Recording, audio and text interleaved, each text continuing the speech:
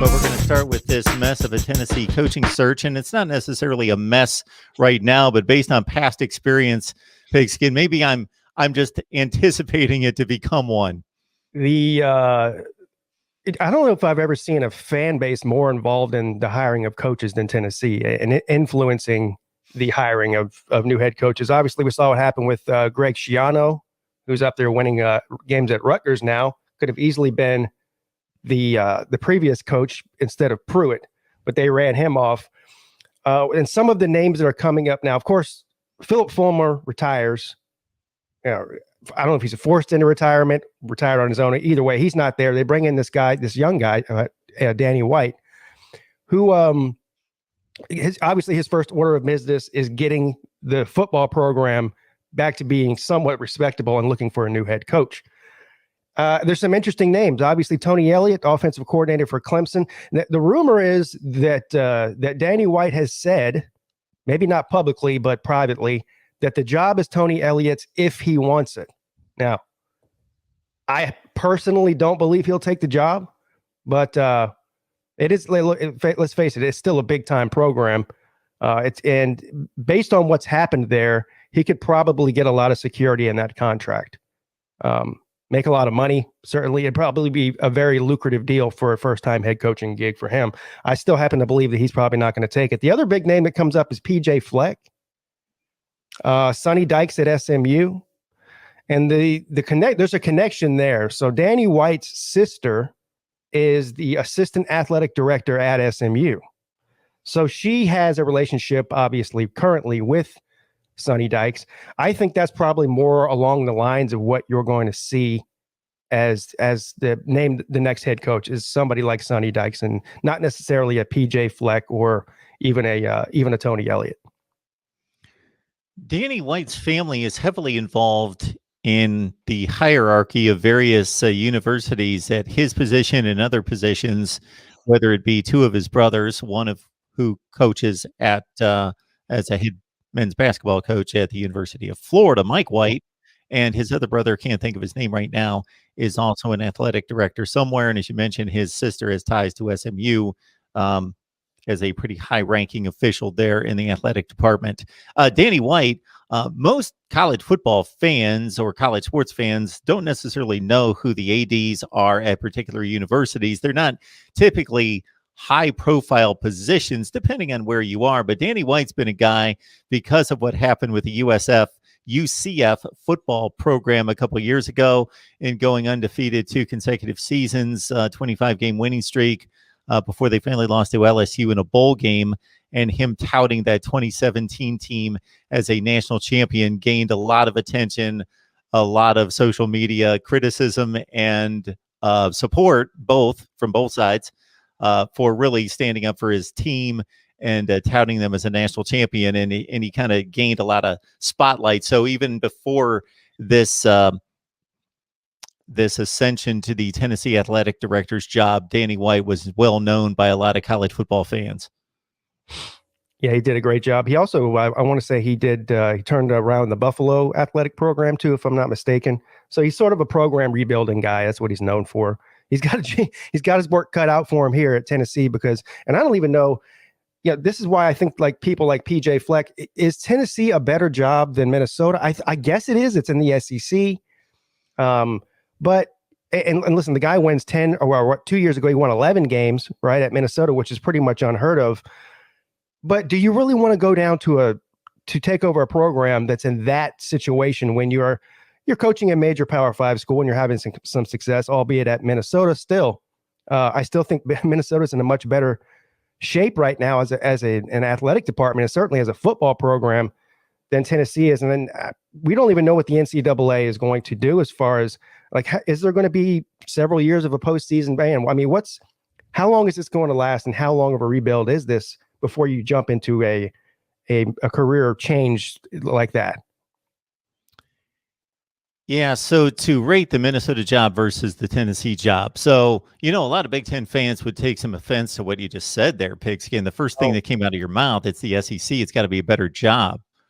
Well, it's Minnesota. It's not even necessarily, I'm not comparing them to Ohio State or Michigan. I mean, it is what it is.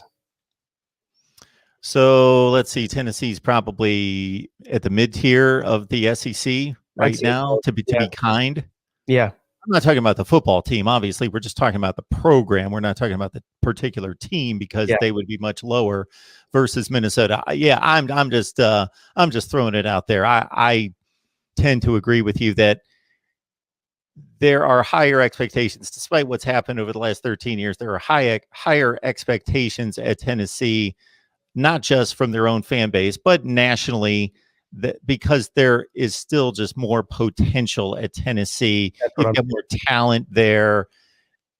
There's a bigger stadium in Tennessee than Minnesota for a reason. There's more interest, there's more fan support. It's a rabid fan base, and it's a sleeping giant. saying.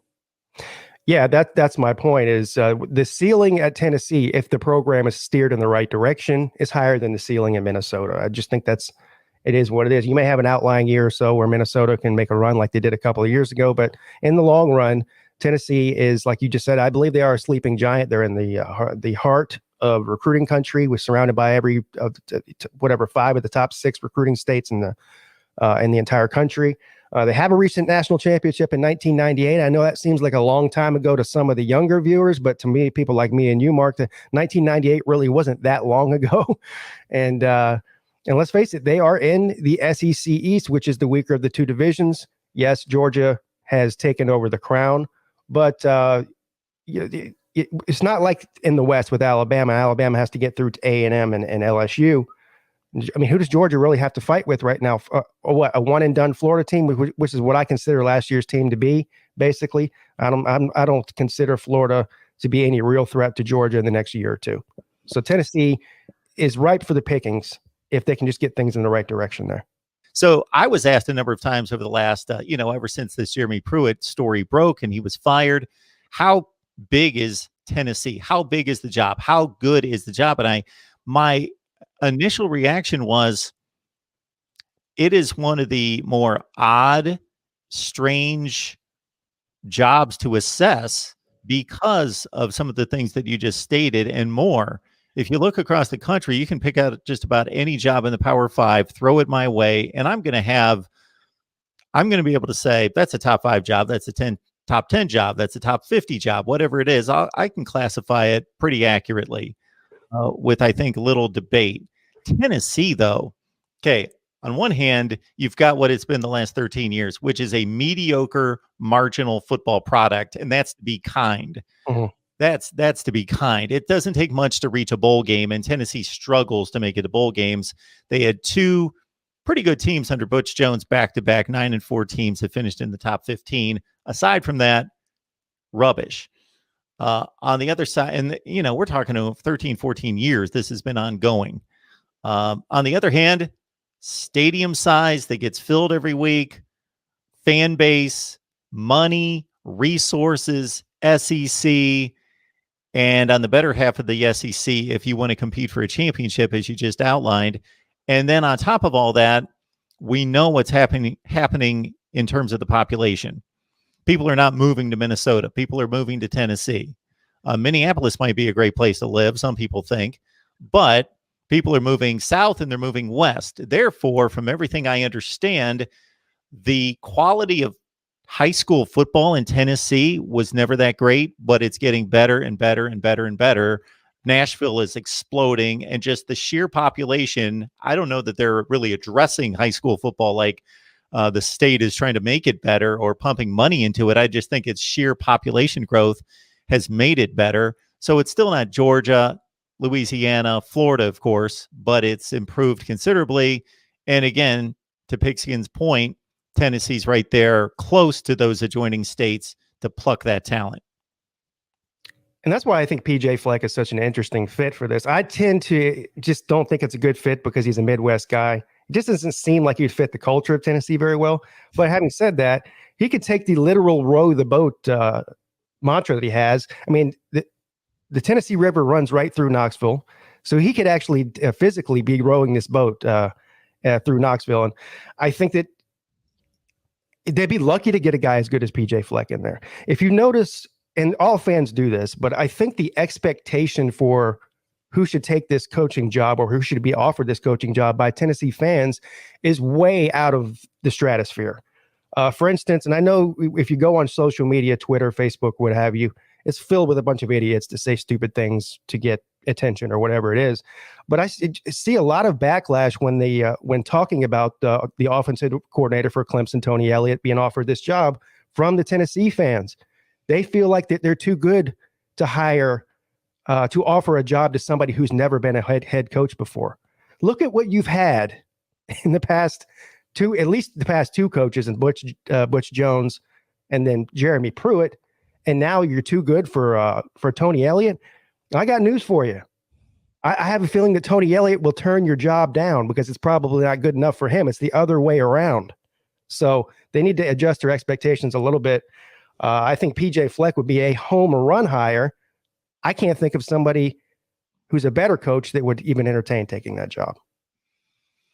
Yeah, you're right. Every fan base over evaluates their head coaching position. So, Urban Meyer's been tagged by ever since he stepped down at Ohio State, and before that at Florida, he was the number one target of every fan base when it was really only legitimate for Texas and USC fans to say, hey, we want Urban Meyer.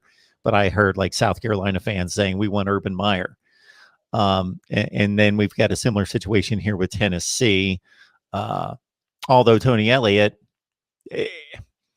I don't know what he's shooting for. I don't know how well respected he is. I have an idea. You've got a much better idea how well respected Tony Elliott is. But if he's going to turn down Tennessee, I mean, he's turned down stuff before.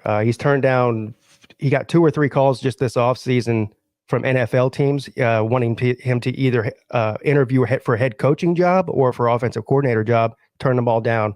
Said basically, I'm just not ready to leave Clemson yet. So I think that's one thing. I think he's, as far as what job is he waiting on? I mean, maybe one where you're not under investigation by the NCAA. I mean, maybe you go to a program that just had a bad year or two on the field, but they don't have all these behind the scenes problems. I don't know.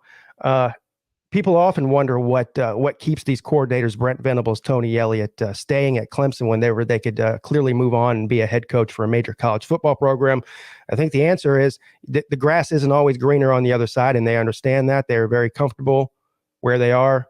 They like winning. The cupboard on the offensive side of the football at Clemson is not bare. Go to Tennessee, it is bare. So sometimes the players that you have at your disposal can make you look a lot better as a candidate than other ones. Yeah. So the thing that these coaches or ADs have an advantage of in evaluating these jobs would be that they know people. So you can imagine who Tony Elliott knows. He can pick up the phone. He can text all sorts of people and say, what's the deal at Tennessee? What am I getting into? He can text about Danny White and say, what kind of guy is this? I'm sure he's got all kinds of connections. So we look at what's the prestige of the program, what are the facilities like, the recruiting footprint, how much money are they going to make, can they win there, and all that is certainly the bullet points of what you go through. But in terms of a mess like Tennessee, I wouldn't mind going into a mess like Tennessee if I knew I was going to get the support, if I trusted the AD and believed that they were the right person to help me through that, and that they were going to give me the time. If anything, you've got a bit of a leeway, of a path, of a grace period to say, we understand it's not going to be pretty for a few years.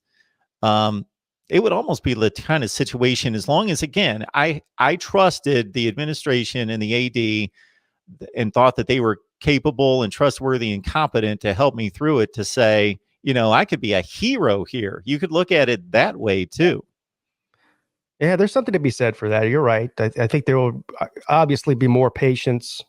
What Pruitt was there for 3 years, and let's be real.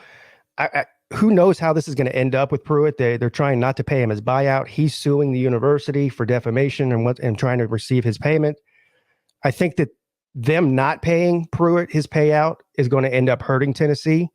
They would have better off just paying him and telling him to go away, and that would be the end of it.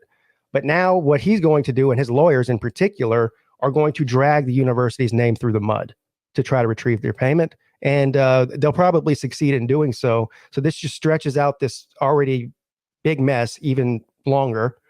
And I think that also hurts in the coaching hire. Because do you want to be a guy like PJ Fleck? Do you want to be a guy like Tony Elliott? Do you want to be a guy like Sonny Dykes and put your reputation on the line where there has not been a simpatico relationship between university and head coach for several hires now?